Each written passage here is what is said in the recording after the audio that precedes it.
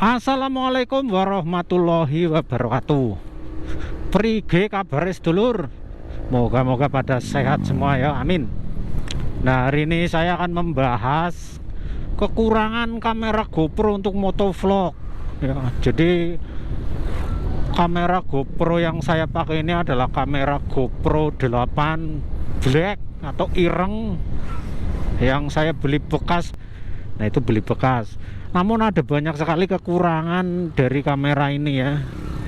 Ya tentunya ada kelebihan, ada kekurangan. Saya akan membahas kekurangannya. Yang pertama, satu, baterai. Masalah baterai. Kamera GoPro ini atau action cam GoPro ini baterainya itu boros. Apalagi kalau dipakai untuk merekam yang ukuran 4K atau 4K ya, itu boros banget. Nah, itu masalah baterai. Udah itu baterainya kalau mau beli lumayan mihil ya. Di toko online itu ada yang jual 250 ribuan, ada juga yang jual sampai 300 atau 400 ribuan ya, tergantung merek. Semakin bagus mereknya mungkin semakin mahal. Nah, makanya saya beli waktu itu yang merek Kingma sama apa itu satu lagi itu 250. Saya beli dua waktu itu 500 ribu berapa lah begitu. Nah, itu baterainya ya, baterainya boros, cepet melendung atau cepet hamil si baterainya. Apalagi kalau dipakai setiap hari buat ngevlog ya. Saya pakai tiap hari, waktu itu cuman kepake setahun ya, karena saya belinya bekas. Waktu beli itu masih bagus baterainya, saya pakai setahun hampir tiap hari lah buat ngerekam gitu ya.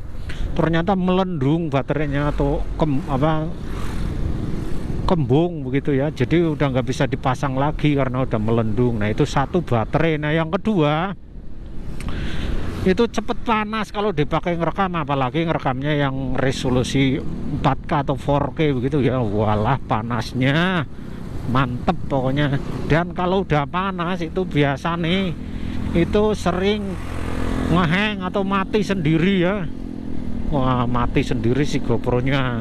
Udah capek-capek ngomong malah nggak ngerekam gitu ya, malah mati si GoPro-nya. Itu yang kedua. Nah, yang ketiga itu kalau pakai mic sama adapternya dipasang di moncong helm seperti yang saya pasang ini, yang saya gunakan ini lumayan berat ini ya. Jadi kalau pakai helm dikasih GoPro sama mic adapternya itu berat ya. Itu yang ketiga. Nah, yang keempat, masalah ukuran videonya ya. Kalau untuk resolusi 4K atau 4K itu jadi nanti setiap 8 menit berapa detik sekian itu ganti ya. Jadi video 4K nya itu cuman bisa menyimpan 8 menit lebih. Kemudian setelah itu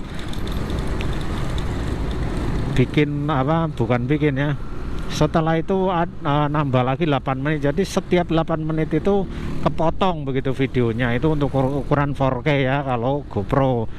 Nah, untuk ukuran yang 2,7 itu hampir sama lah ya, 8 menit 9 menitan gitu. Nah, itu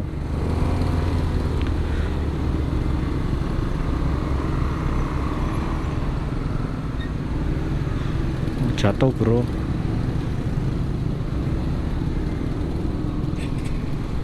Oh, itu barusan jatuh si tantenya ya, udah ada yang nolongin gitu. Nah, itu paling ideal itu ukuran yang Full HD ya, yang 1080. Nah, itu udah cocok lah, itu menurut saya itu cocok banget itu. Jadi kalau pakai yang Full HD yang 1290 kali 1080 itu 60 fps pun cocok begitu ya. Jadi tidak cepat panas dan videonya itu bisa lebih lama. Watuk bro. videonya bisa lebih lama, itu bisa 11 menit 47 detik begitu ya. Ya 11 menitan lah pokoknya itu waktunya kalau untuk Full HD. Nah jadi itu mantap kalau pakai itu. Nah udah itu pas diedit ya, ini nambah lagi ya, tadi keberapa nih ya, pokoknya yang kekurangan selanjutnya itu pas diedit ya, karena saya ini apa, kurang modal ya, laptopnya cuman punya RAM-nya itu ya RAM kecil 4 GB doang ya. Jadi kalau untuk ngedit 4K itu waduh, pas ngerendernya itu bikin emosi ya, lama. Apalagi pas nyimpennya ya, nge-save-nya, ekspornya, walah jangan. Nah itu ya, itu masalah ukuran. Nah, untuk ukuran 4K sendiri dari 8 menit itu ukurannya sekitar 4 gigaan. Nah itu kalau nggak diedit 4 giga ya, jadi kalau diedit lagi bisa diturunkan, tapi kualitasnya juga menurun. Nah itu untuk 4K itu